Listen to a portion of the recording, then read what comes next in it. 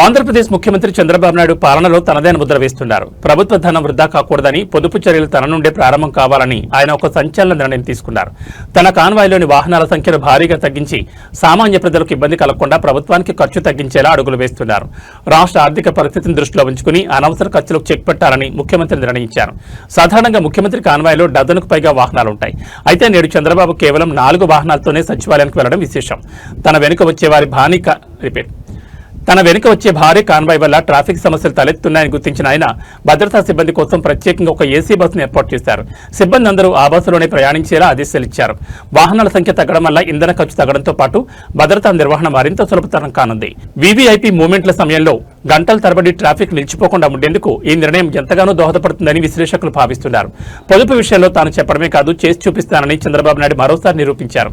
ముఖ్యమంత్రి తీసుకుని ఈ నిర్ణయంపై సర్వత్రా ప్రశంసలు వెల్లువెత్తుతున్నాయి.